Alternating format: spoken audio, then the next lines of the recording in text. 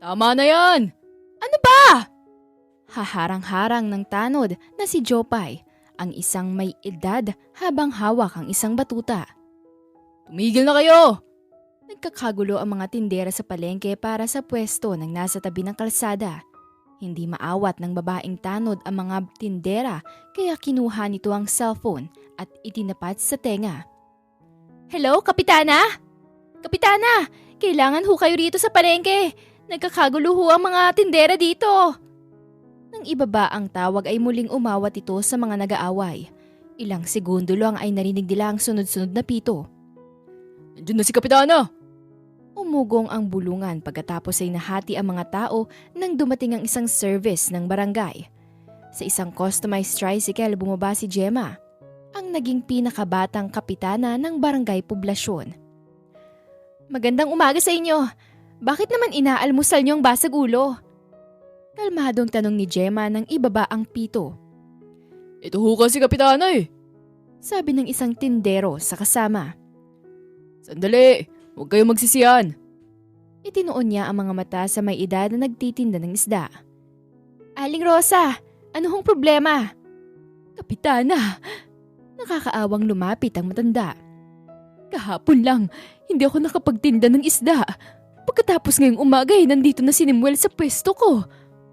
Sumbong nito, bumaling si Gemma sa tinutukoy nitong binata na nagtitinda rin ng isda.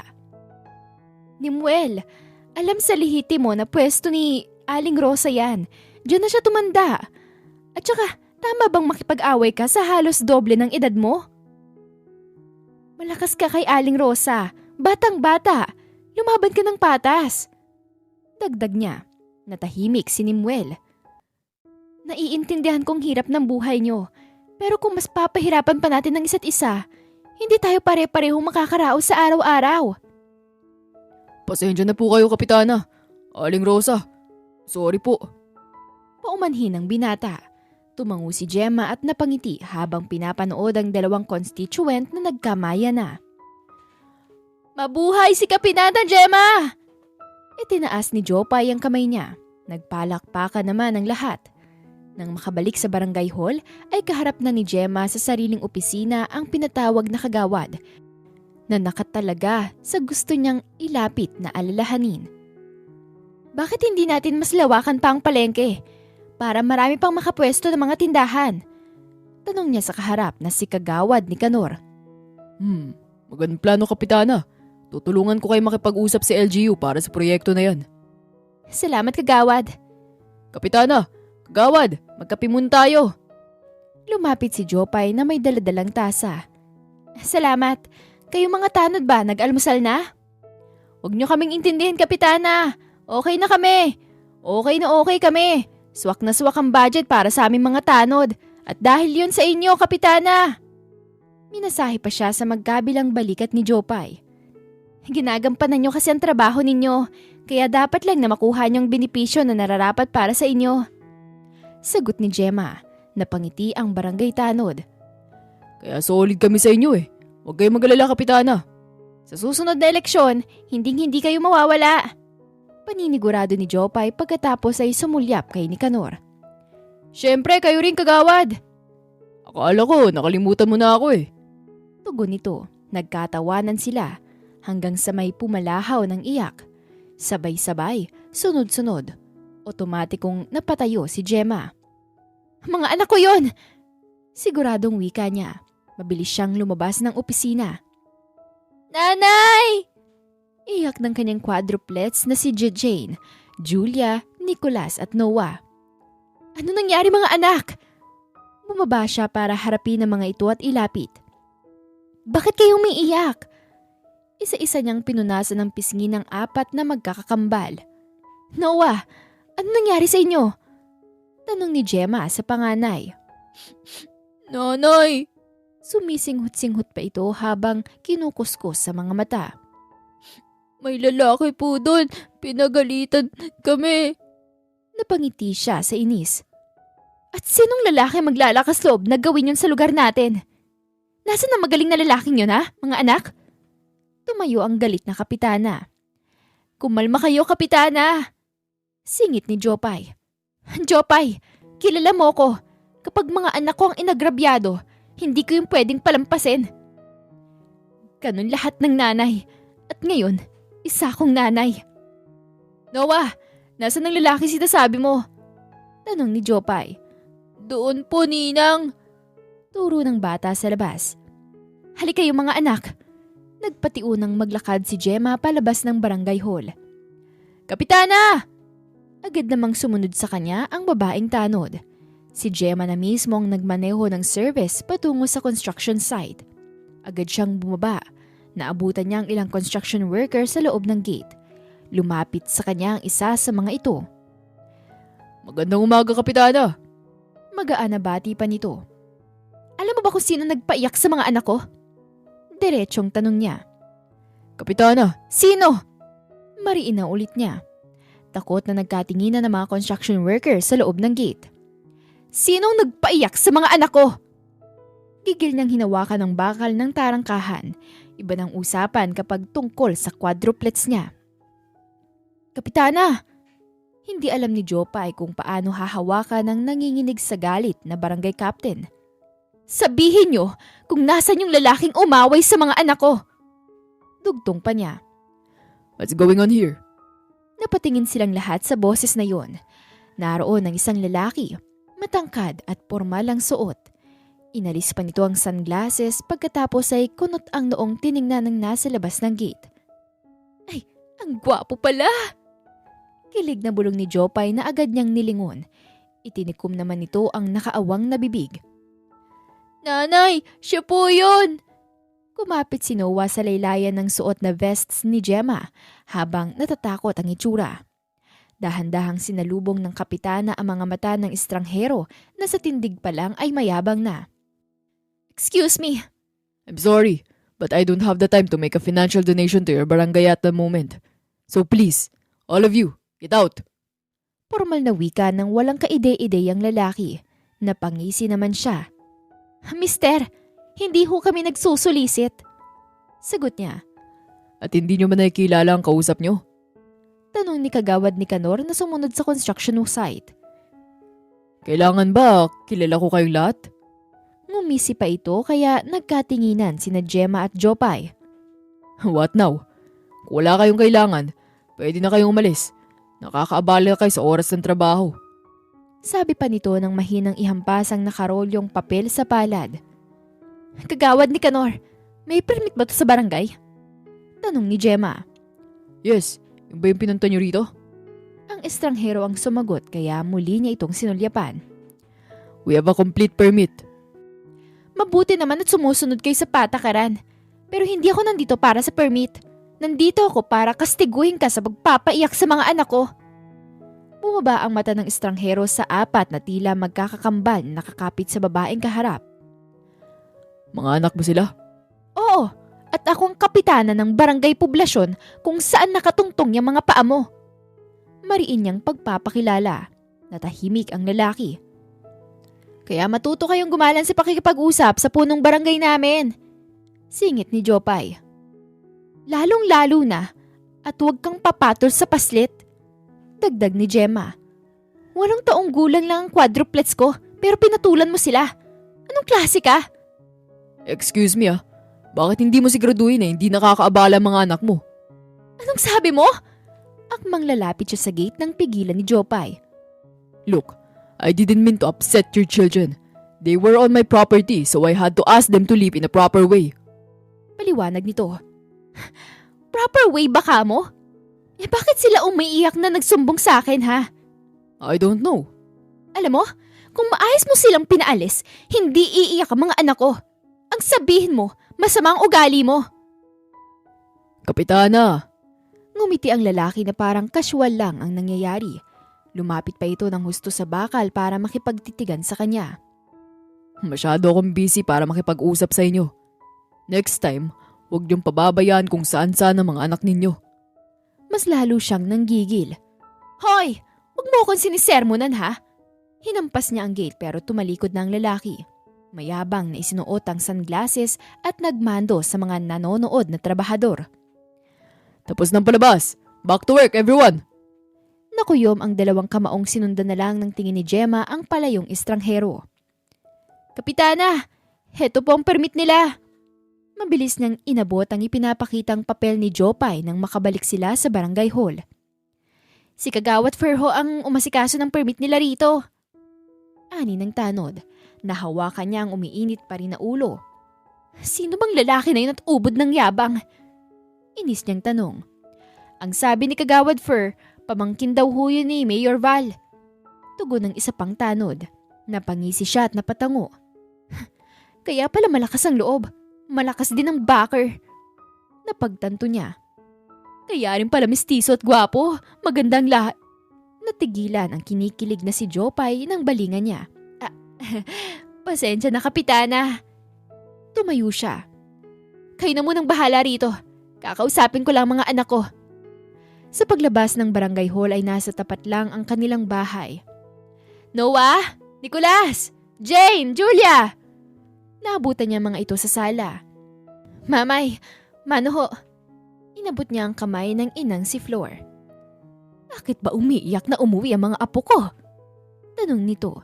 Nag-aalala niyang binalingan ng mga bata bago nagbaling sa ina. May lalaki ho kasing hambog na pinagalitan sila.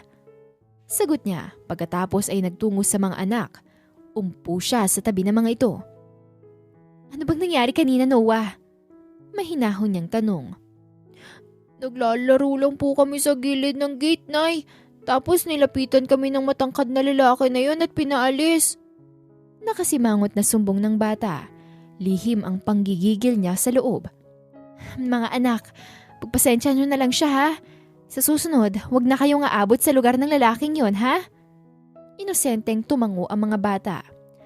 At saka, para makaiwas kayo sa disgrasya, nakita nyo na may sinisimulan na construction doon. Baka mapano pa kayo. Diyan na lang kayo sa plaza maglaro habang bakasyon. Para nakikita ko rin kayo kahit papaano.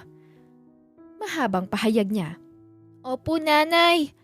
Sabay-sabay na sagot ng apat na magkakakambal. Niyakap niya ang mga ito. Sino bang tinutukoy nilang lalaki? Tanong ni Flor nang magtungo siya sa kusina. Hindi ho taga rito, Nay. Ang sabi pamangkin daw ni Mayor.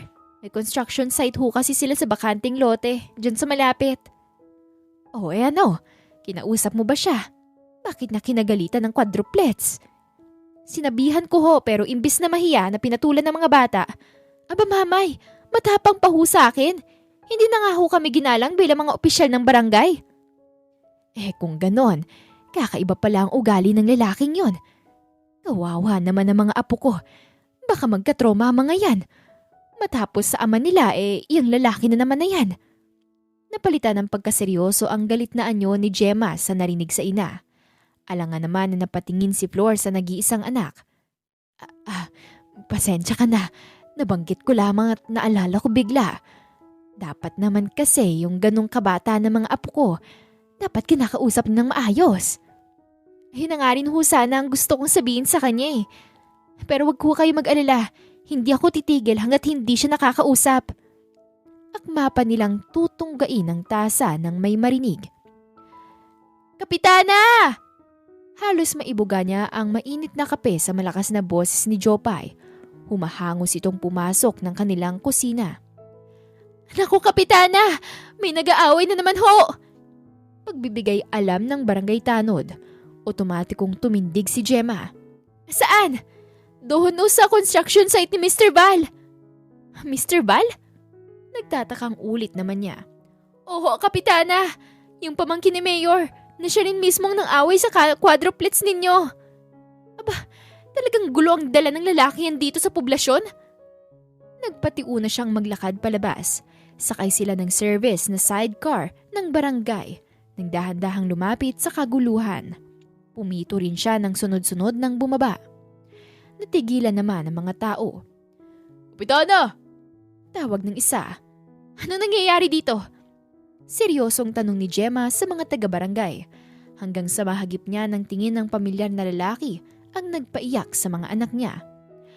Galit itong bumitaw sa mga nakahawak at inayos ang suot na suit. Kapitana! Ito ho kasing boss namin ang yabang Sumbong ng isang nanggagalaiting construction worker. Hindi kita binayaran para magpahinga. Sagot naman ng lalaki. Sumunod kayo sa barangay. Desisyon niya sa hindi maawat na dalawa. Nagbaling siya sa kasamahang mga barangay tanod. Jopay, samahan mo sila. What? Nakalahad ang mga palad na tanong ng estranghero, habang si Jopay naman ay lumapit sa dalawa. Mr. Val! Malambot ang tinig ng babaeng tanod na ikinalingon niya rito. Pinatigas din ito ang boses. Halina kayo sa barangay hall. Maupo kayo. Inituro ng nakaupong si Gemma ang dalawang silya sa pagitan ng kanyang mesa sa loob ng kanyang opisina. Sinundan niya ng tingin ng lalaking umupo sa kanyang kanan.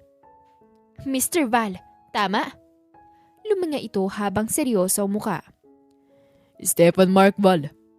Paglilinaw niya. Pamangkin ka ni Mayor? Yes. Walang paligoy-ligoy nitong sagot. Kaya ka maangas? Excuse me? Dumukwang ang binata sa mesa na ikinaatras ng kapitana. Why was my uncle suddenly dragged into this? Val Real Estate Company is under my ownership. Dinidisiplina ko mga empleyado ko. Kaya labas ang barangay nyo rito. Napangiti si Gemma. Mr. Val, nasa loob ho kayo ng barangay poblasyon kaya responsibilidad ko ho kayo. Isa pa, constituent ko itong katalo nyo. Formal niyang paliwanag.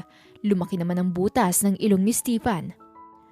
At isa pa ho, kahit nasaan kayong lugar, hindi ho tama yung hindi niyo pag-uusap ng maayos. Patuloy niya. You don't get it. I tried talking to him calmly, pero siya tong tumaas ang boses. Sagot ng kaharap. Napayuko naman ang construction worker na tila aminado.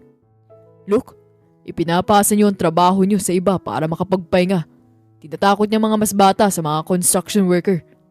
Now tell me, as his boss, mali ba ang kausapin ko siya? Yun naman pala, Kapitana. Heto naman palang si Mr. Val, ang hero. Ngiting-ngiti si Jopay habang pinagmamasdan si Stefan na tumindig na. Seryosong tumayo si Gemma at pinagtagpo ang mata nila ng galit ng may-ari ng kumpanya. Mr. Val, wala ho akong pinapanigan. Ang sa akin lang ho, noong dumating kayo dito sa barangay poblasyon, parang gulo lagi ang dala ninyo. Kung meron ho kayong problema sa trabaho, sana ayusin nyo sa loob at wala ng gulo. At bilang kapitana rito, tungkulin ko ang protektahan ng mga kabarangay ko, lalo na sa pinag-uumpisahan ng gulo. Kung kalmado na kayo pareho, pag-usapan nyo to sa loob ng trabaho. Seryosong nagbaling ang binata sa nakatalo. Let the HR handle this and they'll reach out to you. Tumango naman ang construction worker. Thank you for the long speech, Kapitana. Sabi pa ni Stefan bago umalis. Naningkit na ang mga matang sinundan ng tingin yun ni Gemma. Simula ngayon, babantayan na natin ang Mr. Val na yan. Ililista natin ang mga kaguluhan na sangkot siya. At pagkatapos, dadalhin natin kay Mayor. Ipapapetisyon nating ihinto ang ginagawa nilang building at papaalisin natin siya sa barangay. Papaalisin agad, Kapitana? Sayang naman ang gwapong bisita ng poblasyon. Singit ni Jopay. Gusto mong sumama sa kanya? Tanong niya rito. Ay, hindi ho. Halina kayo. Sasama ko kayo ng mag-ikot ng barangay. Nauna siyang lumabas. Inis na hinampas ni Stefan ang mesa nang makarating sa opisina ng kumpanya. I thought magiging tahimik ang project sa barangay poblasyon. Ano bang nangyayari, kuya? Tanong ni Venice, ang nakakabatang kapatid ni Stefan at COO ng kumpanya. Yung kapitana ng barangay, magiging problema ko siya. Baka naman kasi nagsusungit ka, kuya. Guilty siyang lumingon dito bago padabog na umupo ng swivel chair. Of course not. Kuya, please. Let's keep the environment peaceful during the construction process. Malaking project to ng kumpanya. This project will save our company. Patuloy ng kapatid. Sinapo na lang ni Stefan ang noo. Hindi maganda ang lagay ng kanilang kumpanya at ito na rin ang huli nilang construction project. Nangako ang kliyente nila na sa oras na maging maganda ang kalalabasan ng proyekto ay ipapakilala sila nito sa marami pang negosyante. Nicholas! Jane! Julia! Halika kayo rito! Lalagyan ko kayo ng pulbos bago matulog. Tawag ni Gemma sa mga anak. Bumaba ang mga anak mula sa kama at lumapit sa kanya. Good night, nanay! Yumakap pa ang mga ito isa-isa.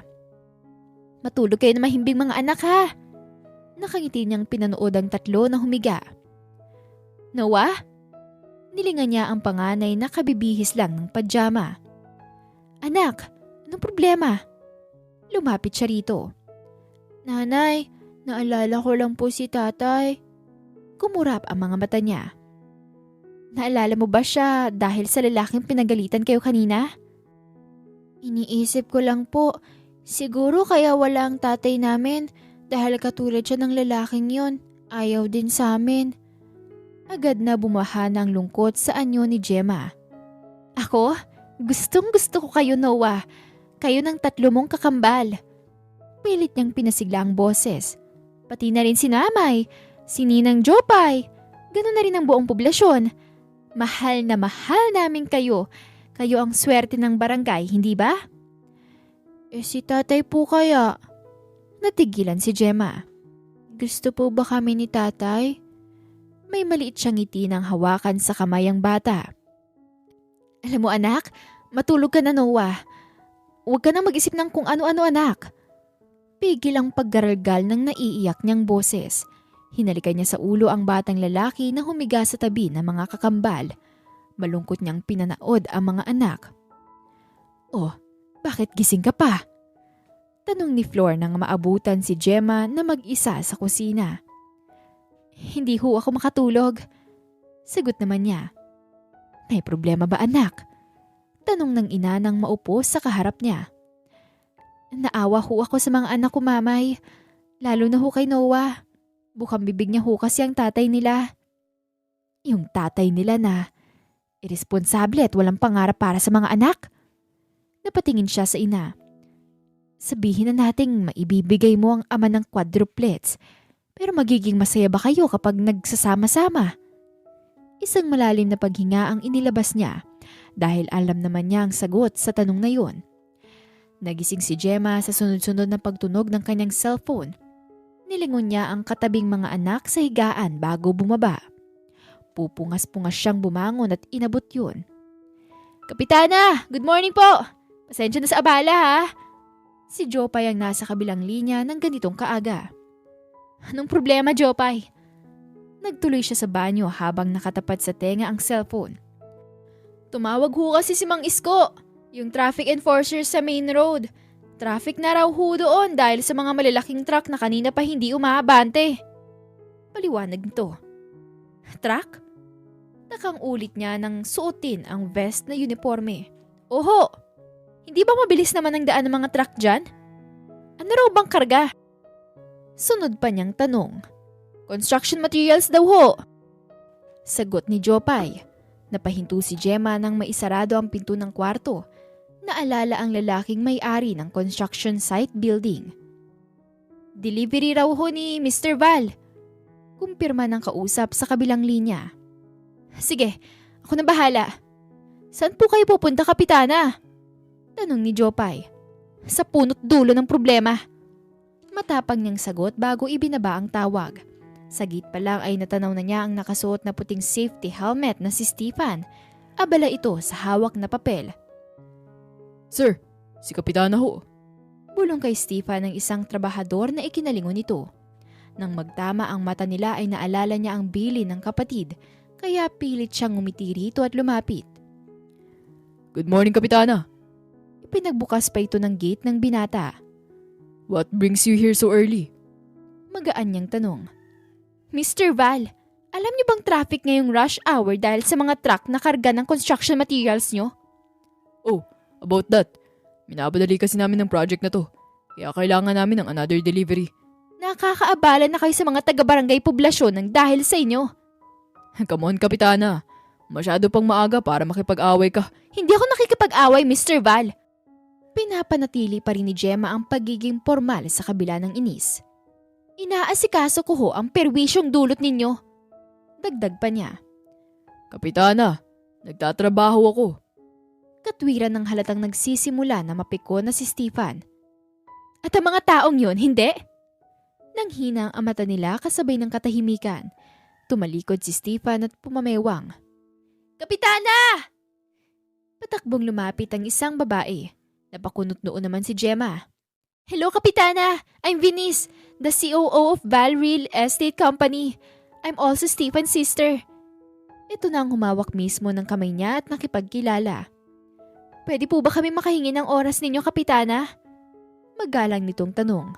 Sinulyapan niya ang kapatid nito na nanatiling nakatalikod. Mas mabuti pa sa nararapat na lugar tayo mag-usap. Sagot niya. Nagbaling ito sa kapatid. Okay, then let's go to your office, kuya. Sinalubong ni Stephen ang mata ng kapitana bago itinuro ang daan. First of all, we sincerely apologize for the traffic jam because of the delivery trucks. Simula ni Venice sa loob ng site office kung saan pansamantalang nag-oopisina ang kapatid. As of now, naayos na rin ang traffic at nangako ang rolling company na hindi na yun mauulit. Dugtong pa nito. Tumingin ito kay Stephen na parating. May kusunod itong empleyado na may dalang 2 inumin. May sasabihin din sa'yo si Kuya, Kapitana. Napatingin si Gemma sa tinutukoy nito. Kumunot noo si Stephen kay Venice. Pinanlakihan naman ito ng mga mata ng kapatid. Nagsalubong ang mata ng dalawa. I'm sorry. Halos hindi yun lumabas sa bibig ng CEO nang maupo sa unahang silya. I'll do my best to ensure na hindi na yung maulit. Salamat sa kooperasyon ninyo. Sana umpisa na ito ng kaayusan dito sa poblasyon dahil hindi naman pasaway ang mga constituent ko. I understand, Kapitana. Nanghinang ang mga mata nila ni Stephen. So, okay na kayo? Nakangiting tanong ni Venice habang salit-salit na tiningnan ng dalawa. Si Kapitana lang naman ang maaway sa akin. Sagot ni Stephen ng dumikwatro. Nagkakamali ho kayo, Mr. Val. Kayong unang umaway sa mga anak ko. Tutol niya. Hindi ko sila inaway. Pinagsabihan ko sila. Those are 2 different things, Kapitana. Itinaas ni Venice ang kamay. Wait! Kakabati niyo lang, magtatalo na naman kayo? Tumayo ang napipikon na si Stephen. With all due respect, Kapitana and Venice, you can leave my office now. May trabaho pa ako. Formal na pagtataboy sa kanila nito. Halina kayo, Kapitana! Iginiya ni Venice si Gemma na lumabas. Pasensya na kayo kay kuya ha. Paumanhin ito habang naglalakad sila sa loob ng malawak na construction site. Ganun ba talaga siya? Parang pinaglihis sa sama ng loob. Tanong pa nito, huminto si Venice na hinarap siya. He's the CEO of our company which is facing challenges now and this project's their only way out. Pressured si kuya dahil ipinagkatiwala ng parents namin ang kumpanya sa kanya. Naiintindihan ko. Mahirap kapag may responsibility ka sa buhay. Lahat gagawin mo. Lahat kakayanin mo. Sang-ayon ni Gemma. Thank you for understanding, Kapitana. Nanay! Magkapanood na nilingan naman ni Venice ang maliit na boses na yon. Mga anak mo? Tanong nito. Ngumiti siya. Oo, quadruplets ko. Quadruplets? Namamanghang tanong pa ni Venice. Hindi nawawala ang ngiti niya nang tumango. Ang galing mo naman! Nakaya mo silang dalhin! Nanay, sino po siya? Tanong ni Noah nang tingalain ang kapatid ni Stephen. Mga anak, siya si Ma'am Venice. Hi! You can call me Tita Venice. Anong pangalan na magaganda at mga gwapong mga kambal na kaharap ko? Magiliw pa nitong tanong ng bahagyang yumuko. Ako po si Noah at ang mga kakambal ko, sina Nicholas, Julia at Jane. Pakilala ng panganay niya. Nice to meet you, quadruplets. Itinuwid na ni Venice ang likod nang bumaling sa kapitana. Sila ba yung inaway ni kuya? Mahinang tanong nito. Tumango naman si Gemma. Kids, pagpasensyahan niyo na yung lalaking pinagalitan kayo ha? Si Kuya Stephen yun, kapatid ko siya. Baka pagod lang siya nung araw na yun dahil sa trabaho. Pero mabait yun. Hindi po ba siya tulad ng tatay namin? Tanong ni Noah na ikinatigil ni na Gemma at Venice. Pinaalis niya kami dahil ayaw niya sa amin? Patuloy ng bata. Anak, halika na. Baka nakakaabalan tayo sa tita Venice nyo. Hinawakan na niya ang kamay ng panganay bago nahihiyang sinalubong ang mata ng kaharap. Mauna na kami. Sige ho, Kapitana. Kuya! Hindi natitinag sa pagkakayo ko sa binabasang dokumento si Steven kahit narinig na ang kapatid. "You should apologize to those kids." Here we go again. Sagot niya habang hindi pa rin tinatapunan ng tingin si Venice. "They're from a broken family at akala ng mga bata, katulad ka ng tatay nila." Natigilan naman si Stephen. Umupo ang kapatid sa kaharap na silya. "May pinagdadaanan ng mga bata, so be sensitive. I know marami kang iniisip ngayon, pero mga bata lang sila na parang ikaw noon." Isinarado niya ang binabasa nang maiwan mag-isa sa opisina. Marahas siyang napabuntong hininga at naalala kung paano napagsabihan ang mga bata. Hapon na nang lumabas ng construction site ang sasakyan ni Stephen. Bumagal ang takbo niya nang makita ang sidecar na minamaneho ng kapitana. Sinulyapan niya ang sakay-sakay nitong 4 na batang magkakamuka. Napangiti siya ng maliit hanggang sa tumirik ang motor ni Gemma. Ilang beses niyang sinubukang paandarin muli iyon. "Sandali lang mga anak ha!" Bumaba siya ng motor at sinilip yun. Nabalahura ang sinasakyan nila ng parteng malalim na lubak. Sinulyapan niya ang nakahintong sasakyan sa kabilang daan. Napakunot ang noon niya nang makitang bumaba mula roon si Stefan. Do you need help, Kapitana? Tanong nito. Hindi na, maputik dito. Baka marumihan ka pa." Nagpunta si Gemma sa likod ng sidecar at tinulak yun. Buong lakas ang ginawa niya pero hindi man lang yun gumalaw hanggang sa gumaan ang sasakyan at naisusod ng kaunti. Nilingan niya si Stefan na katabi na niya at tinutulungan siya. Why not propose this road to LGU for a potential project? Tanong nito kasabay niyang nagtulak ng sidecar. "Nasabi ko ng tungkol dito. Approve na lang ang budget ang hinihintay." Sagot niya. Napatingin siya sa nakalahad na kamay ni Stefan. Sumakay ka na. Ako na magtutulak dito. Sinulyapan niya muli ang palad ng alok nito para alalayan siya sa madulas na putikan. Mahigpit na hinawakan ni Stefan ang kamay ng kapitana nang kunin ang palad niya. Hindi niya binitawan yun hanggang sa makasakay ito sa motor. Kids, maawa kayo na mabuti. Bilin niya sa mga anak nito nang itulak niya ang likod ng sidecar. Pinainit naman ni Gemma ang motor. 1, 2, 3. Bilang ni Stefan sa likod ng sasakyan. Isang beses niya lang pinaandar ay agad na yung naalis sa lubak. Nakangiting pinanood ng bata ang paalis na sidecar. Rinig niya ang natutuwang mga bata. Nang huminto ito ay kinurap ang kanyang mga mata. Magkapanood na nilumingon ang mag-ina. "Salamat, Mr. Val," sabi ni Gemma bago sinulyapan ng mga anak. "Magpasalamat kayo sa kanyang mga anak," utos nito sa mga bata. Lumipat ang mga mata niya sa 4 na paslit. Kumaway pa ang mga ito at ngumiti. "Salamat po, Mr. Val!" Hindi na namalayan ni Stefan ang pagsungaw ng ngiti sa kanyang labi. Itinaas niya ang kamay at kumaway sa quadruplets. "Babay po!" Dagdag pa ng mga ito nang lumayo na ang sasakyan. Natigilan siya at napangiti sa sarili. Nanatili siya sa lubak habang nakataas ang kamay. Napangiti na lang siya nang maalala ang mag-iina. "Nay, mabait naman po pala yung lalaking masungit na yun eh." Nakangiting sabi ni Noah nang makapasok sila sa loob ng bahay. "Para po siyang superhero kanina." Pagbibida naman ni Julia. Sabik sa pagpuri ang quadruplets kay Stefan na tumulong sa kanila.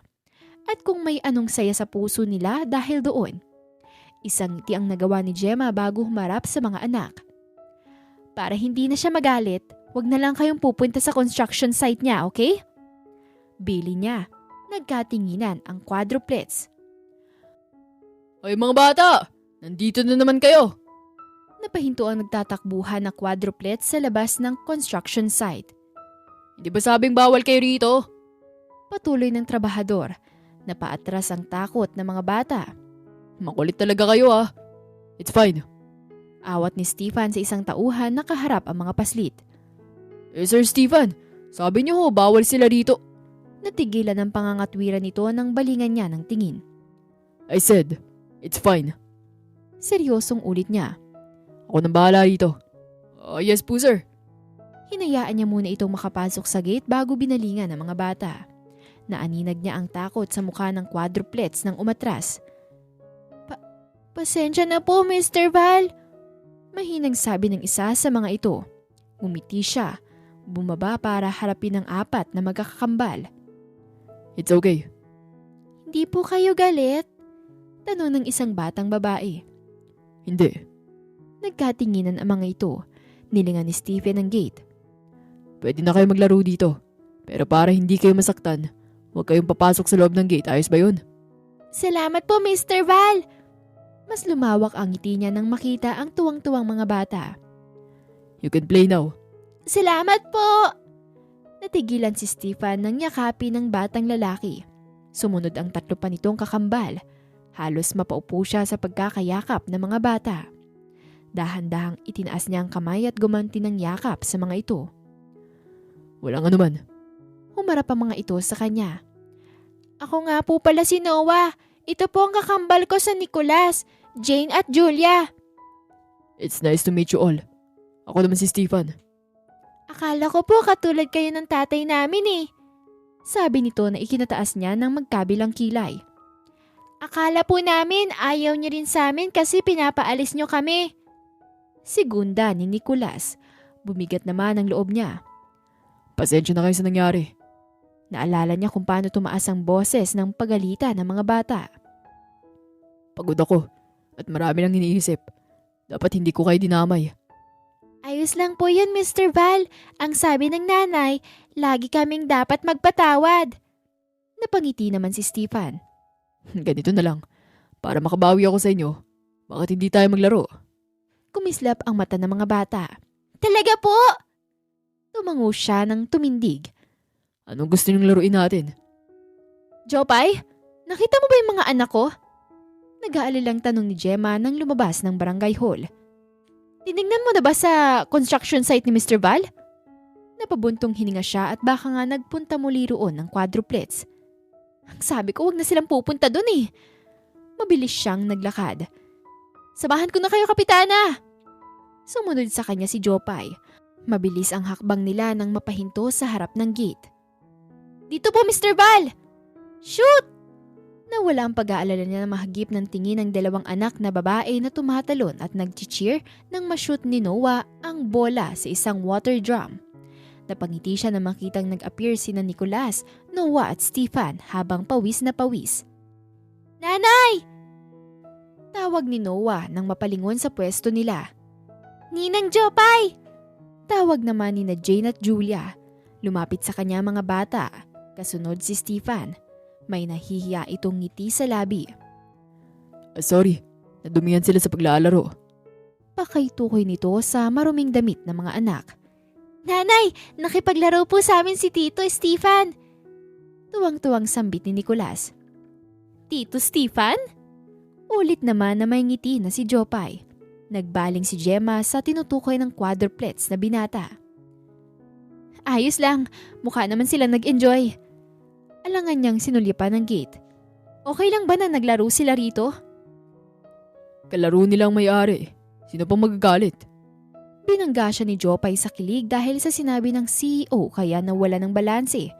Maagap naman siyang nahawakan sa magkabilang braso ni Stephen. Naghinang ang mga mata nila nito. Nasulyapan niya ang nanunuksong ngiti ng quadruplets, maging ni Jopay.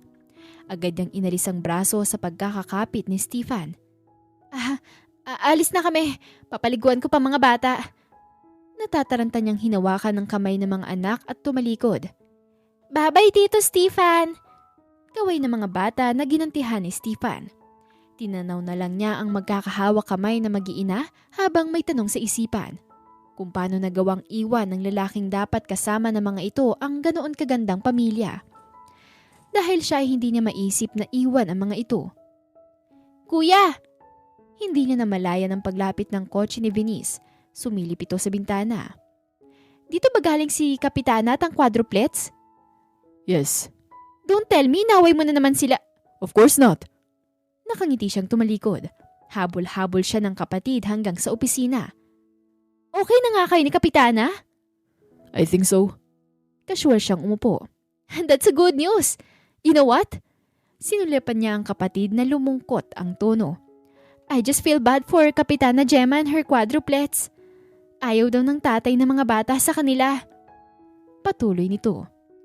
Siya ang nawalan, Venice. Seryoso niyang sabi, napatingin ito sa kanya. He has a beautiful family that everyone would want. Dugtong ni Stefan. Katulad mo? Sinalubong niya ang mga mata ni Venice na may ngiti sa labi.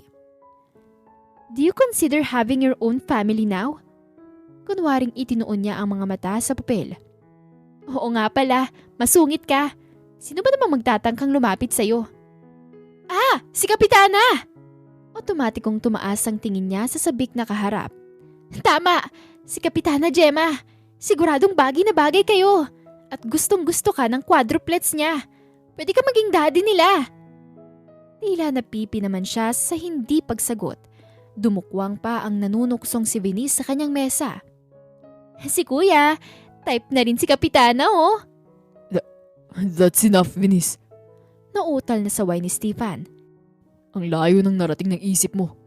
Dugtong pa niya. Ganun naman talaga ang mangyayari kapag nagkaintindihan kayo ni Kapitana.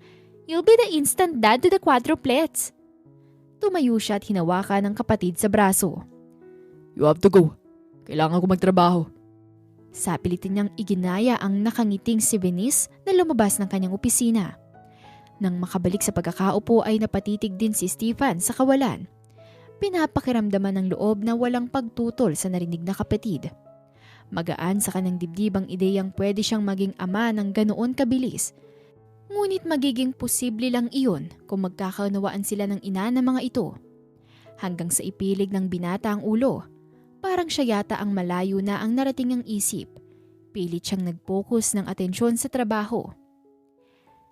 Nanay, tinuruan po kami ni Tito Stephen mag-basketball. Nakangiting tiningnan ni Gemma si Noah na kinukuskus niya ng tuwalya ang basang buhok. Talaga? Opo, at mabait talaga siya. Sana nanay katulad siya ni tatay. Sabi naman ni Nicolas. Kumurap ang mata niya. Si Julia naman ang nagsalita. Sana nakikipaglaro rin siya sa amin. Tingin niyo, Nay, pwede kaming maging anak ni Tito Stefan? Tanong naman ng bunsong si Jane. Pinigilan niya ang mga luha. Naalala ang parating na kaarawan ng quadruplets. Anong gusto niyo sa birthday niyo? Pag-iiba niya at sinubukang pasiglahin ang tono ng boses. Dahan-dahang naglakad si Gemma palapit sa construction site. Pakamot-kamot siya sa leeg habang abot-abot ang kaba. Hawak niya ang isang envelope na puti, laman ng simpleng imbitasyon. Kapitana, nadalaw kayo.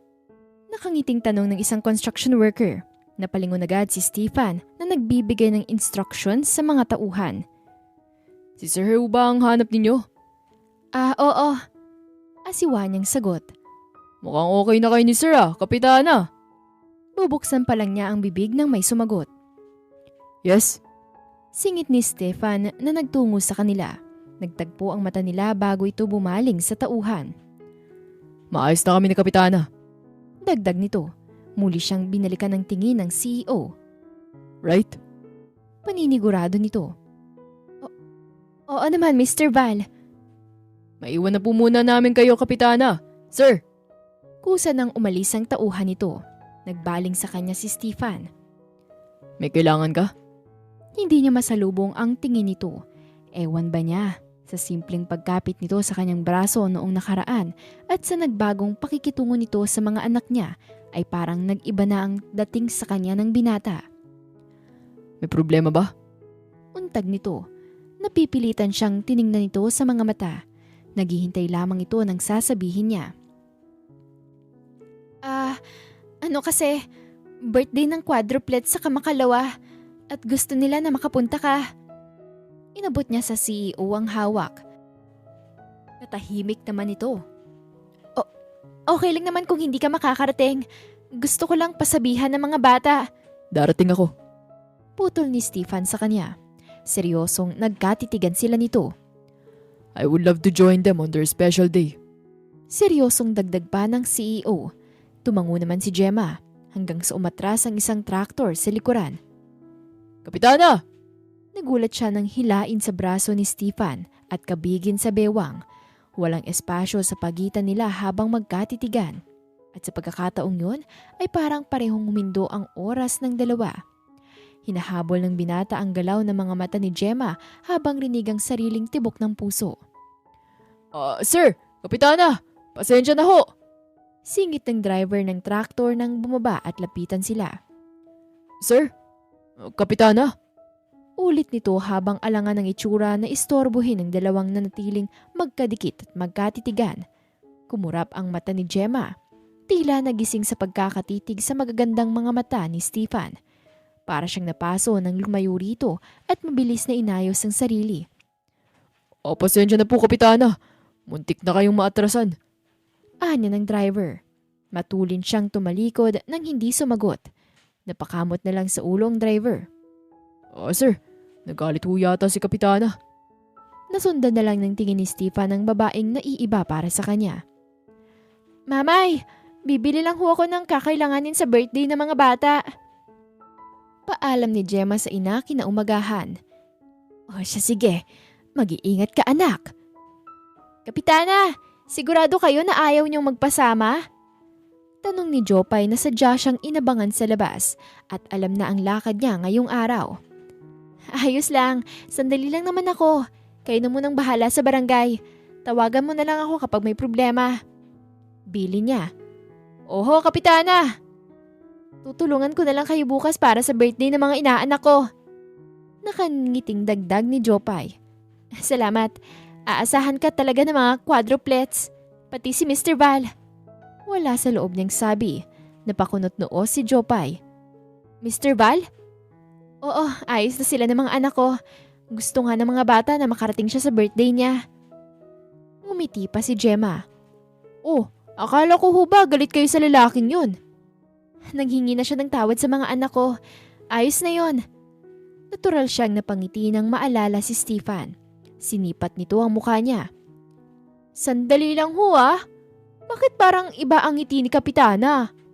Nanunuksong tanong ni Jopay. Ha? Agad na naglaho ang mga nasa labi niya. Mukhang hindi lang ang mga bata ang ayos na kay Mr. Val ah. Panghihinala nito. Mauna na ako, Jopay. Para makabalik agad ako sa barangay. Nagpatiunan na siyang maglakad para makaiwas. Hindi pa nakakarating sa sakayan ay nalingon na niya ang sasakyang bumusina. Huminto ang isang kotse at bumaba ang bintana. Mr. Val? Where are you going? Dyan lang. Sumakay ka na. Hindi na. Bumaba si Stefan ng sasakyan at lumapit sa kanya.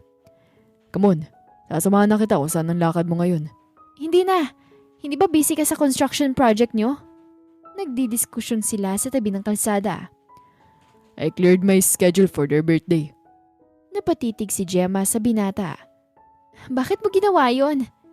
Ginawa ko yung para sa quadruplets. Diretsong sagot nito nang umiti pa. Tila hinaplos naman ang puso niya sa narinig dahil alam niyang mahalaga rito ang trabaho na ginagawa pero naglaan pa rin ito ng oras para sa mga anak niya. Binuksan ni Stefan ang pinto sa tapat ng passenger seat. Let's go. Maliit siyang tumango. Here, I think you will be needing this. Nasa loob sila ng isang supermarket. Itinulak ang isang malaking pushcart na halos mapuno. Sandali lang ho, Mr. Val. Pinigilan ni Gemma ang kamay nito.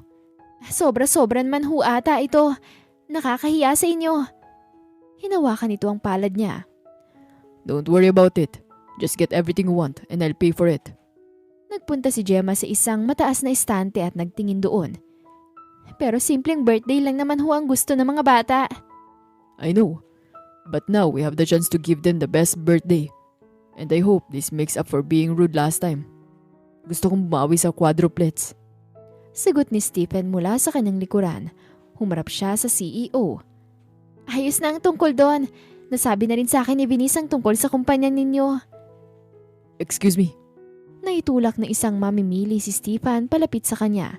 Siya naman ay napasandal sa istante. Habang sumisikip sa likuran at dumadaan ng iba pang may tulak-tulak din na cart. Kinakabahan niyang tiningala ang binata na nakayuko naman sa kanya. Ayos lang ba na ganito ko kalapit? Tanong nito sa kanilang pwesto. Kontrol-kontrol ang paglapit sa kanya ng husto. Oo naman.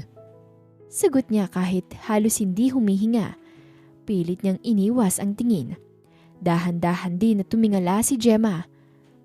Okay na, nakalampas na sila. Anya. Oo nga. Agad na nagbigay ng espasyo ang natauhang si Stefan sa pagitan nila. Nanay! Tuwang-tuwa na sinalubong ng quadruplet si Gemma sa maliit na tarangkahan. Tito Stefan! Dagdag na mga ito na yumakap pa sa binatang may bitbit na mga pinamili niya. Magkasama po kayo ni nanay? Tanong ni Noah. Nagkatinginan silang dalawa. Oo mga anak, sinamahan niya ako. Siya rin ang namili ng mga yan para sa inyo.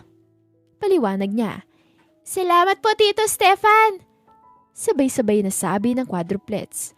You're welcome. Nakangiting sagot naman ng CEO. Halina kayo, pumasok na tayo sa loob. Iginiya niya ang mga ito. Tara, tulungan natin ang nanay niyo. Sabi pa ni Stefan. Napangiti naman siya ng kunin ni Noah at Nicolas ang bitbit niya. Hawak ni Gemma ang kamay ng dalawa pang kambal na babae ng mga ito nang pumasok sa loob. Oh, ang dami naman yata niyan! Kalalabas lang ni Flor mula sa kusina nang makita ang marami nilang nabili. Ito pa po mamay! Kasunod ni Noah at Nicolas si Stefan. At sino naman siya? Tanong nito. Good evening po. Bati ni Stefan. Mamay, isa ho siyang CEO. Siya ho yung may-ari ng ginagawang construction building dyan. Paliwanag ni Gemma. Hinago dito ng tingin ng ina mula ulo hanggang paa. Siya ba yung lalaking kinagalitan ng mga apo ko? Bakas sa boses ni Flor ang inis. Alangan ang ngiting nagawa ni Stefan. Siya nga ho, mamay. Mahinang sagot ni Gemma. I apologize for what happened. Depensa naman ni Stefan. Bati na ho kami ni Tito Stefan, mamay. Singit ni Noah na nakakapit pa ang kamay sa binata. Naglaro na nga po kami. Patuloy ng mga bata. Huwag na kayong magalit, mamay. Segunda ni Nicolas. Humalikip-kip ang may edad. Mukhang close na agad kayo sa kanyang mga apo. Opo, mamay. Gusto nga po namin siya maging tatay eh. Diretsong tugon ni Noah na ikinatahimik nila. Anak! Natatarantang kinuha ni Gemma ang mga bata na nakakapit sa CEO. Nakakaya kay Mr. Val. Dagdag niya na hindi masalubong ang mata nito. It's okay. Sabay-sabay silang napatingin kay Stefan. Ayos lang na maging tatay ka ng quadruplets. Tuwid na tanong ni Flor. Dahan-dahang sinalubong ni Stefan ang tingin ng kapitana. Habang nakatitig siya rito at sa mga bata ay gusto niyang sumagot ng oo. Naku mamay, maaga pa tayo bukas para sa birthday ng mga bata at siguradong may trabaho rin si Mr. Val. Kaya uuwi na siya. Singit ni Gemma bago iginiya na lumabas ang CEO. Salamat Mr. Val. Just call me Stefan, since we're friends now. Natigilan ito ng kusa at tila naguluhan din. Maayos na ba tayo? Alangang dagdag nito. Oo naman. Sagot ni Gemma. Can I stop calling you kapitana? Ikaw ang bahala. Alright, Gemma. Iba hatid ng kiliti sa kanyang puso nang marinig ang pagtawag nito sa pangalan niya sa unang beses. Ibinaling na lang niya ang atensyon sa sasakyan nito. Sige na, para makapagpahinga ka na rin. Salamat, Stefan. You're welcome. Matagal siya nitong tinitigan bago umalis. Nantili si Gemma na pinanood ang palayong sasakyan. Kapitana! Mabilis na lumapit sa kanya si Jopay na kinikilig ang anyo at parang palakang tumalon palapit sa kanya. Kanina ka pa ba dyan? Takang tanong niya. Oho, at narinig ko ang lahat. Close na pala kayo ni Mr. Del Val ah. From enemies to first name basis. Ang bilis ng transition nyo, Kapitana. Baka naman sa susunod, mahal na ang tawagan nyo, Jopay. Agap niya. Bakit ho? Hindi naman niya alam ang susunod. Ano ho bang problema kung magkalapit kayo ni Mr. Val?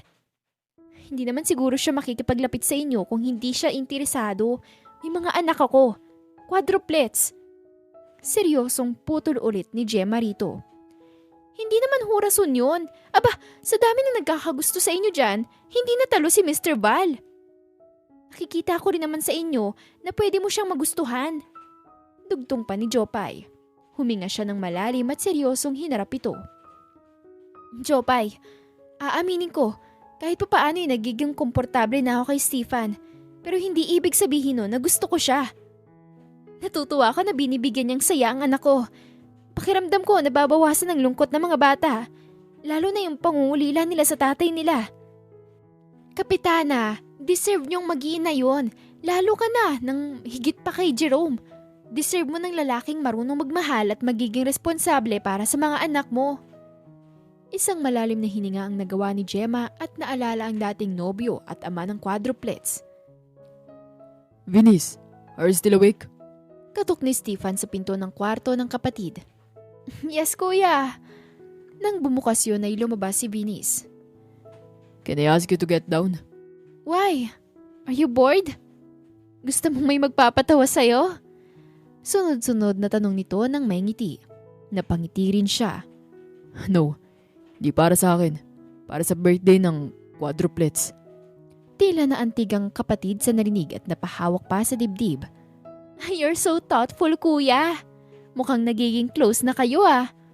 Dugdug pa ni Venice. Well, Gemma and I are now friends. Sagot niya. Friends lang ba talaga? Eh bakit parang iba yung ngiti mo? Otomatikong sumeryoso si Stefan. Humalikip-kip ang nangihinalang kapatid. Tell me, is it something special? Gawin mo na lang sinasabi ko, okay? Ngumiti si Stefan nang makatalikod. Nanay, nasan po si Tito Stefan? Kapit-kapit ng apat na magkakakambalang bestida ni Gemma habang nasa labas ng kanilang bahay kung saan nakaayos ang birthday party ng quadruplets.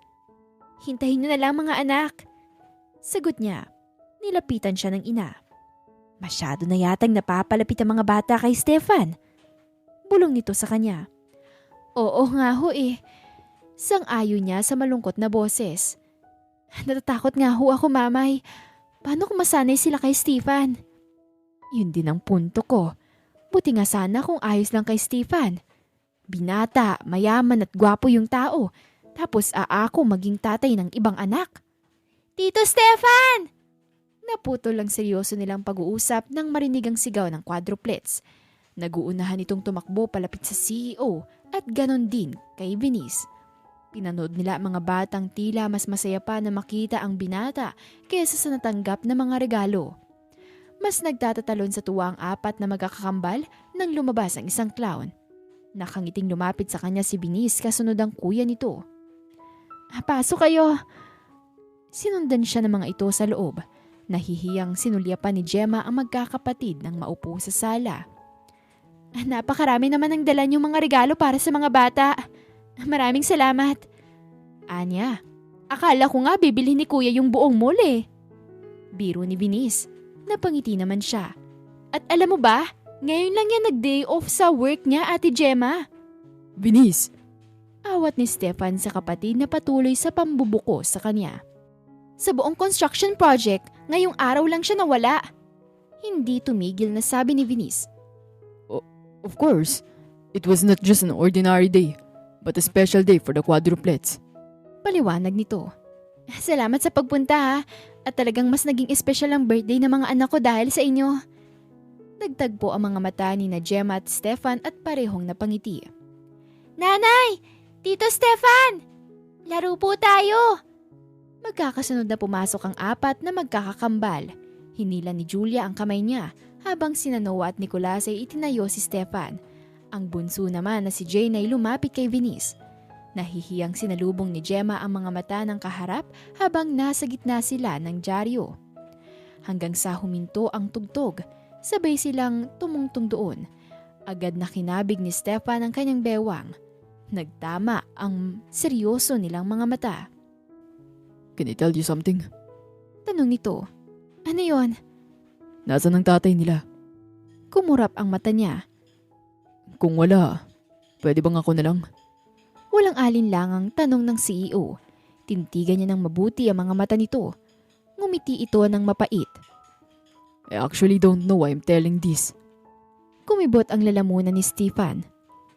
When I woke up this morning, I was so excited to see them and to share this special day with them. Hindi ko alam kung anong tawag sa nararamdaman ko para sa kanila. Baka naaawa ka lang. Putol ni Gemma. Nanatili silang magkaharap habang magkadugtong ang tingin. Naawa ka sa mga anak ko dahil wala silang ama. Awa? Then why do I feel like it's more than that? Natahimik ang ina ng quadruplets. At alam mo kung anong sagot pa ang gusto ko malaman? Tinitigan niya lang ito. Why did I want to know you more, Gemma? Pilit niyang inilampas ang tingin at baka matunaw siya sa pagkakatitig ng binata sa kanya. Kilala mo naman ako, di ba? Pilit niyang pinasigla ang boses na nanginginig. Ako ang kapitana ng barangay. Yes, I know that. Ikaw ang pinakabata at magaling na kapitana ng poblasyon. Other than that, isa ka ring mabuting ina sa quadruplets. That's why I want to know you even more. Even better. Muli niyang sinalubong ang mata ni Stefan. Ako ba? Ayaw mo pa ako mas makilala? Baka sa tono ng CEO ang kabas sa naging tanong. Tingin mo, sa 4 kong mga anak at sa trabaho ko, may panahon pa ako para dyan. Then I will be the one to make time for you. Nag-arko ang mga kilay ni Gemma. Stefan, sigurado ka ba sa mga sinasabi mo? Baka nasasabi mo lang yan dahil nadadala ka sa mga anak ko. Tingin mo, hindi ako sigurado sa sinasabi ko? Mas lalong sumeryoso ang kaharap na ikinatahimik niya. Ramdam ni Gemma ang pagsapo pa ng isang pala dito sa bewang niya at maingat siyang inilapit. Maybe I don't know what I'm feeling right now. Pero handa akong mas alamin pa yun. Nanay! Tito Stefan! Sabay silang napalingon sa quadruplets. Kanina pa po tapos ang palaro! Dagdag ni Noah. Napatingin sila sa paligid. Pinagmamasdan sila ng ilang bisita na kanina ay sabay nilang naglalaro sa newspaper dance. Kapitana! Kayo na lang ang bukod tanging nakasampa sa dyaryo at magkadikit! Kinikilig na saad ni Jopay habang pinapanood sila. Rinig niya ang panunukso ng mga nakapaligid. Nahihiya siyang napatingin kay Stefan. Stefan, tama! Napatingin ang binata sa ina ni Gemma na pasimpleng lumapit sa kanya habang nagkakasayahan sa labas ng bahay. Opo. Sagot naman niya. Sumunod ka sa akin. Utos nito at maliit na ikinampay pa ang kamay. Tumindig naman siya at sumunod sa loob ng bahay. Agad niyang naiatras ang mukha ng walis at itutok sa kanya ng ginang. Ano ang problema? May nagawa ho ba ako? Tanong niya. Bakit ka nakikipaglapit sa mga apo ko? Aaminin ko ho. Matapos ko sila makilala sa hindi magandang paraan, I feel like I was always owe them. O baka naman dahil kay Gemma? Diretsong tanong ni Flor. Dahan-dahang ibinaba ni Stefan ang muka. Aaminin ko rin sa'yo. Sa kabila ng pagiging ina ni Gemma, marami pa rin ang nahuhulog ang loob sa kanya. Kaya ba ginagamit mo mga apo ko? Hindi ho.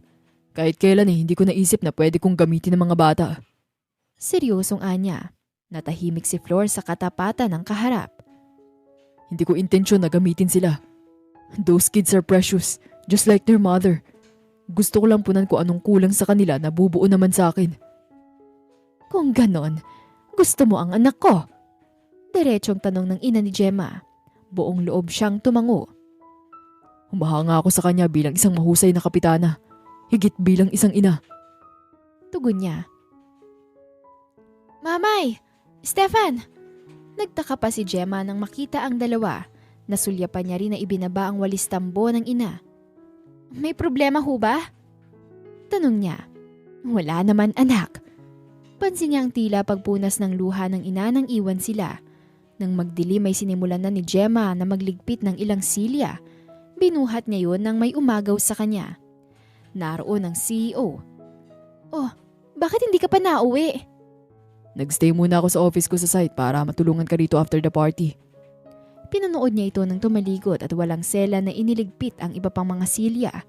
Maliit na bagay man ang ginagawa nito pero ibang epekto sa puso niya. Why? Tanong nito nang humarap at mahuli ang kanyang pagkatulala. Wala naman. Itinuon niya ang atensyon sa malayo nang maupo sa dulo ng mesa. Sa nakikita niya kay Stefan ay ibinabalik nito ang alaala ng kanyang dating nobyo, kung gaano ito magkaiba at nalalayo sa isa't isa.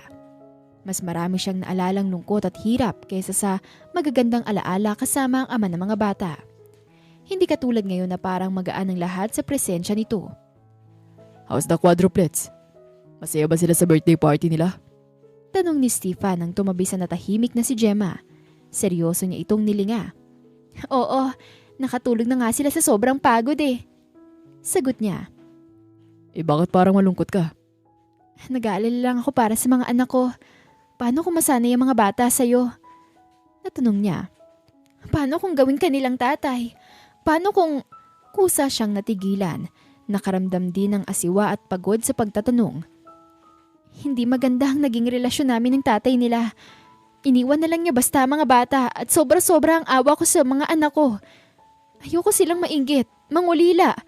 Lalo na ang manlimos ng atensyon sa taong nakikita nilang pwede nilang maging tatay. Kung patuloy ka makikipaglapit sa mga bata, nakakasiguro ka bang hindi mo sila bibiguin? At hindi ka magiging katulad ng tatay nila na iiwan sila? Tuwid niyang tanong sa kaharap. Katulad ng sinabi mo, hindi mo alam kung bakit ka nandito, Stefan. At ako rin. Hindi ko rin alam kung bakit ka nagmamalasakit sa amin ng mga anak ko. I think it's because I like you. Putol nito. Tila napipi naman si Gemma sa pag-amin ng CEO. Gusto kita at ang mga bata. Siguro pareho pa tayo naguguluhan ngayon, but one thing I know is that I've never been excited and happy like I am today. At dahil yun sa'yo at sa mga quadruplets. Patuloy nito. Marahan na kinuha ni Stefan ng dalawang kamay ng babaeng sa maikling panahon ay nakilala niya ay napalapit agad sa puso niya. Can you give me a chance, Emma? Bakit ako, Stefan? It's simply because it's you. Sa'yo ko nakikita ang ngayon at bukas na kasama ka ng mga bata. Pumatak ang luha ni Gemma sa tapat at kasiguraduhan na yon mula kay Stefan. Baka naawa ka lang sa amin mag-iina. Paano mo gugustuhin maging ama ng mga batang hindi mo naman kadugo? Umakyat ang mga kamay ng binata sa magkabila niyang pisngi at maingat na pinunasan ang luhang lumalandas doon. Dahil hindi ko kailangan maging kadugo nila para maging ama nila. Ngumiti ito bago siya niyapos at habang kulong-kulong siya sa yakap ni Stefan, alam niyang sa puso ay naroon ito. Mahirap ipaliwanag pero tila may tali na doon na nag-uugnay sa kanila. Kaya sa maikling panahon lang ay tila nagkaunawaan ang kanilang puso. Nay, tingnan niyo oh! Ang daming regalo ni na Tito Stefan at Tita Vince! Tuwang-tuwa ang mga bata habang nagbubukas ng regalo sa sala ng mag-umaga. Kapag nakita niyo sila, huwag niyong kakalimutan magpasalamat ha? Sagot niya habang nakangiting pinagmamasdan ng mga anak. Tuwang-tuwa ang mga ito. Alam niyang hindi lang yun dahil sa mga regalo, dahil mas higit pa roon at dapat niyang pasalamatan ng mga taong nagbigay ng hindi matatawarang saya sa mga anak niya. Basketball! Tumayo agad si Noah nang makakuha ng bola. Tara, puntahan na natin si Tito Estefan! Nagpatiunang tumakbo palabas ang panganay sa quadruplets. Sumunod naman ang tatlong kakambal pa nito. Huwag kayong tumakbo! Habol ni Gemma nang sumunod sa mga anak. Naabutan nila sa isang basketball ring sa gilid ng gate. Mga bata, pinagawa ni Sir Stefan yan para sa inyo. Pagbibigay alam na nakangiting tauhan, nakakatapos lang yun ayusin. Napahinga na lang si Gemma habang pinagmamasdan yon. Nanay! Hinawakan niya sa kamay si Noah. Bumaba siya para harapin ito. Pwede mo po bang kausapin si Tito Stefan? Tungkol saan, anak? Kung pwede po ba namin siyang maging tatay? Kumurap ang mata niya.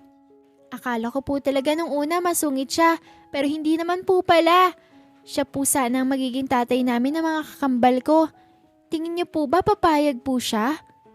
Parang isang matanda na kung paano magsalita si Noah. Nangingilid ang luha niyang hinawi ang buhok nito. Sa tingin ko, anak, papayag siya. Nagtatatalo ng batang lalaki sa tuwa. Yay! Salamat, nanay! Hindi niya na maitatanggi pa. Pareho sila ng mga anak na may nararamdaman para sa binata. Si Stefan ang tipo ng lalaking gugustuhin maging ama ng isang anak at tipo ng lalaking makakasama sa habang buhay. Gemma, Dahan-dahan siyang tumayo at napalingon. Napunit ang nasa labi niya nang hindi inaasahang lalaki ang nakatagpo ng kanyang mga mata. oh, bakit ang bilis naman nawala ng ngiti mo? Hindi ka masaya nakita ako? Nakangising tanong ni Jerome. Agad niyang hinawi sa kamay ang mga anak at itinago sa kanyang likod. Nang humakbang ito palapit ay takot silang napaatras sa mag-iina. Habang nakatitig siya rito ay bumalik sa kanya ang di magandang alaala. Nanatiling nakangisi si Jerome nang silipin ng quadruplets. Pati ba naman mga anak ko, takot na rin sa akin. Tanong nito. Anong ginagawa mo rito? Nilakasan ni Gemma ang loob. Huminto ang ama ng mga bata sa tapat niya. Gusto kong ayusin ang pamilya natin. Kasual na tugon ni Jerome. Napakunot noo siya dahil walang abog nitong sagot. Ni walang maramdaman ng puso niya na kahit ano buhat sa sinabi nito. Kahit na ang mga bata ay hindi naging sabik sa ama nila. Babalik na si Daddy. Mas nagtago ang mga quadruplets sa likod niya. Seryoso siyang binalikan ni Jerome ng tingin. Ayaw mo ba, Gemma? Tanong nito. Kung babalik kayo, magiging mabait na po ba kayo kay nanay? Tanong ni Noah. Noah, isinumbong mo ba ako sa nanay mo sa inyo? Nainis agad ang mukha ni Jerome bago galit na tiningnan si Gemma. Hindi po, nakikita ko po kayo noon na sinasaktan si nanay. Sagot ng bata na ikinalingon niya rito. Noah! Jerome! Pumatak ang luha niya sa galit ng putuli ng dating nobyo. Tumigil ka na! Mariin niyang sabi. Ilang taon na nakalipas nung umalis ka, tapos babalik ka na parang walang nangyari? Hindi ka na nga nag-abala na manghingi ng tawad, ni hindi ka pa nahiya na kahit sa mga bata na lang? Tara na mga anak. Akma siyang maglalakad pero hinablot ni Jerome ang kanyang braso na halos tamaan ng mga quadruplets sa lakas. Hanggang ngayon nagmamalaki ka pa rin, Gemma. Nakita niya ang galit na laging meron si Jerome noon. Dama niya ang pamilyar na takot habang nakatitig dito. Ano bang pinagmamalaki mo, ha? Ang pagiging kapitana mo ng barangay poblasyon? Inipo niya ang lakas bago ito itinulak. Anong pinagmamalaki ko? Ulit niya habang may luha. Ang pagiging ina ko sa mga anak ko. Mas lalong nanggigil ang mukha ni Jerome. Pinalaki ko ang mga anak ko. Tumayo ko bilang ina't ama nila habang wala ka. Akin ang mga bata. Lumapit si Jerome, pilit na hinahablot ang dalawang batang lalaki. Stefan, ayun ang walang hiyang si Jerome. Sunod-sunod na tinapik ng nag-aalalang si Flor ang nagmamanehong si Stefan habang tanaw-tanaw ang mag-ina. Agad na tinapakan ng CEO ang silinyador. Gulat na napalingon si Jerome sa humintong kotse, nagahibla lang ang halayo sa kanya. Sinugod ni Flor si Jerome na hinawi lang nito. Mamay! Agad na lumapit si Gemma kasama ang quadruplets. Nanggigigil na hinarap niya ang dating nobyo. Wala ka talagang awa! Oo, at makikita mo yun ngayon. Itanaas nito ang kamay para saktan siya nang may pumigil doon. Dahan-dahan siyang napalinga. Naroon si Stefan. Nagiigting ang mga pangan na nakatitig kay Jerome. Pumagitna ito sa kanya. Buong tapang nitong hinarap ang ama ng quadruplets. Don't you dare lay a finger on her. Gigil na piniga ng binata ang palapulsuhan nito. At sino ka naman, ha? Halata ang kaba sa itsura ni Jerome. Nakikita mo ba kung sinong pinapahirapan mo? Patuloy ni Stefan. Sino ba to, Gemma, ha? Lalaki mo? Iwinasiwas nito ang kamay na hawak ng binata. Hoy, ikaw, kung sino ka man, ako pa rin ang tunay na ama ng quadruplets. Kaya wala ka nang mapapala sa babaeng yan. Naibilog ni Stefan ang kamao hanggang sa mahagip niya ng tingin ng mga batang natatakot na pinapanood sila. Ganoon na din si Gemma. Muli niyang binalikan ang tingin ng lalaking kaharap. Sa'yo, wala akong mapapala. Kung ikaw, wala kang pakialam sa kanila. Bulong niya nang lumapit dito. Ako, meron. Seryoso niyang dugtong. Ngayon, umalis ka na. Bakit naman ako aalis? Ako ang tatay nila. Matapang siyang nakipagtitigan dito. Kuya, what's happening here? Naroon si Venice na may kasamang isang babae. Stefan, what are you doing? Lumapit ang estranghera sa binata. Alangan na napatingin naman si Venice kay Gemma. Sino naman yan? Tanong ni Flor. I'm Cristel, Stefan's ex-girlfriend. Ang babae na mismo ang nagpakilala sa sarili. O ano, Gemma?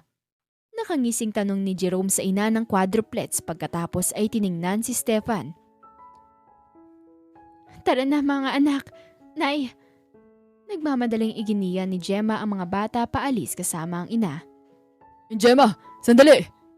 Humakbang si Stefan pero hinarang siya ni Crisel. Stay out of their family issues! Payo nito habang nakahawak sa kamay niya. Tinanaw na lang niya ang mag-iina. Sinulyapan niya ang ama ng quadruplets ng umisi at kumaway pa na sumunod sa mga ito. Gigil ang naging anyo ng CEO. Himbang lalaking pinagmamalaki mo, Gemma? Kasukasunod ang hindi tumitigil na si Jerome nang umakuwi sila. Inabot niya ang mga anak sa ina nang pumasok sa loob ng bahay. Nay, pakipasok ho muna mga bata. Pagkatapos ay nagtitimping hinarap si Jerome. Ako lang papatol sa'yo, Gemma. Kaya tanggapin mo lang ang pakikipagbalikan ko. Total, ako naman ang tatay ng mga bata eh. Sinong hangal ang tingin mong aako sa kanila? Siguradong hindi ang lalaking yun. Yan! Palayasin niya ng barangay! Dumating si Jopay na may kasamang mga pulis at pinandampot ang walang nagawang si Jerome. Nang makaalis sa mga ito ay lumapit si Jopay kay Gemma. Kapitana, ayos lang ba kayo?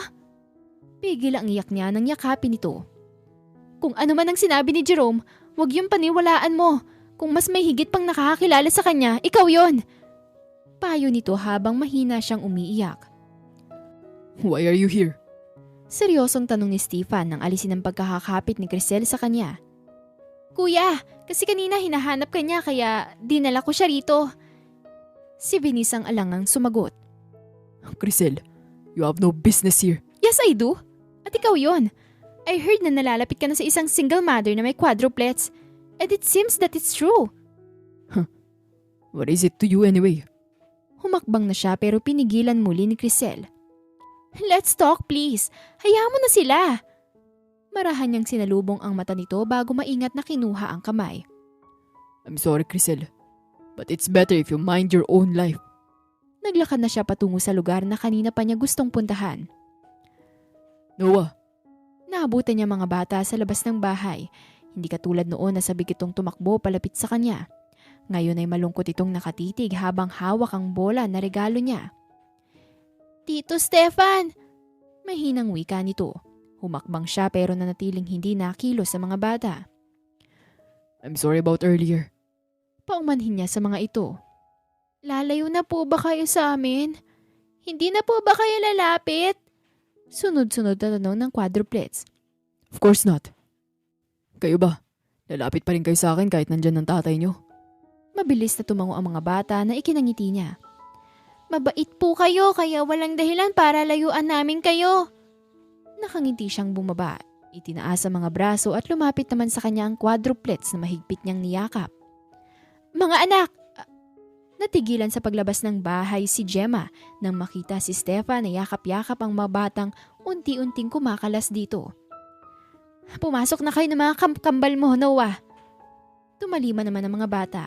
Akma siyang papasok sa bahay nang magaan na pigilan sa braso ni Stefan. Gemma. Pinilit niyang hindi na ito tapunan ng tingin. Pwede ba tayo mag-usap? Doon niya sinalubong ang nakikiusap na mga mata nito. Ano pang pag-uusapan natin? Yung tungkol sa tatay ng mga bata. Hindi mo na kailangan pang himasukan ng tungkol doon. Bakit hindi? Bakit kailangan mong malaman? Tanong niya. Dahil mahal kita. Natahimik si Gemma. At sana sapat na yun para piliin mo ko. I truly want to be their father. Patuloy ng binata. Tumulo ang luha ni Gemma. Lumapit si Stefan at pinunasan ang mga luha niya. Sabihin mo lang na gusto mo ko makasama. Sinalubong niya ang mga mata ni Stefan bago tumango. Ikaw lang ang lalaki nagmalasakit sa mga anak ko. At alam kong galing yun sa puso mo. Hindi yun pilit kundi puno ng sinseridad. Kaya sinong hindi gugustuhin ng lalaking katulad mo na alam kong magiging mabuting ama para sa mga anak ko? Naiiyak na niyakap siya ni Stefan. From now on, mga anak natin sila. And I promise na iingatan ko kayo. Muli itong humarap sa kanya. Sinapu ang kanyang magkabilang pisngi. Paano ang dating nobya mo? Alam mo ba nung nakita ko kayong magkahawak kamay nila Noah? I dream of having you as my family. And that's why I'm doing this right now. Marahan na itinaas ng kamay ni Stefan ang baba niya. Ikaw lang ang gusto ko at ang quadruplets. Napangiti si Gemma. At ikaw ang bubuo ng pamilyang yon, Stefan. Sigurado niyang sambit. Mahal kita, Gemma. Umaabot ngayon sa puso niya ang tinutukoy nitong pag-ibig. Mahal din kita, Stefan. Hinalikan siya nito sa noo pagkatapos ay bumaba sa kanyang labi. Nang kabigi nito ang kanyang bewang ay tinanggap niya ang halik na magdadala sa kanya sa habang buhay na pagmamahalan. Tatawagin ko mga bata. Masaya niyang saad matapos maglayo ang kanilang labi. Noah, Nicholas, Jane, Julia. Malungkot na lumabas ang quadruplets. Bumaba naman si Stefan para humarap sa mga ito. Bakit mamalungkot ang mga anak ko? Napatingin si Noah sa ina. May luhang tumango si Gemma. Nanlalaki ang mga mata ng quadruplets nang sabay-sabay na magtanong. Kayo na po ang tatay namin? Tanong ni Nicholas. Gusto niyo ba yun? Balik tanong ni Stefan. Opo! Tuwang-tuwang sigaw ng mga bata bago nagunahang yakapin ng CEO. Nakangiting pinanood ni Gemma ang mga minamahal na anak. Ganun na rin ang lalaking mahal niya. Dalawa ng tatay niyo. Ayos lang ba yun? Tanong ni Stefan. Ayos na ayos po. Dalawang tatay namin. Basta po mahalin niyo si nanay at huwag niyo pong sasaktan. Bili ni Noah. Hinding-hindi. Seryosong tiningala niya si Gemma. Aalagaan ko kayo at mamahalin. Pangako niya. Lumipas lang ang buwan ay kasabay ng pagtatapos ng proyekto ni Stefan at pagiging stable ng kanilang kumpanya ay ang pag-alok niya ng kasal kay Gemma. Tinanggap naman yun ng nobya. Agad silang nagpakasal. Hindi na rin kailanman nagpakita si Jerome sa kanila. Hindi nila tinuruan na magtanim ng sama ng loob ang mga bata sa tunay na ama ng mga ito. Sa halip ay puro pag-ibig at pagpapatawad lamang. Nanatiling kapitana ng barangay poblasyon si Gemma. Ang akala niyo noon ang katulad niya ay hindi na makakakita ng pag-ibig na tapat na matatagpuan ng iba. Pero hindi siya binigo ng Diyos. Ipinadala nito si Stefan na merong puso na hindi lang siya ang kayang mahalin, pati na rin ang mga anak niyang itinuturing nitong sa kanya. Minahal siya ng asawa ng buong buo. Hindi lang siya, ganun na rin ang quadruplets niya. Ngayon ay alam na niyang naibigay na niya ang tatay na karapat-dapat para sa mga anak niya. Doon nila napagtanto ang tunay na pag-ibig ay hindi marunong bumigo. Sa halip, ito ay bumubuo. At dito na po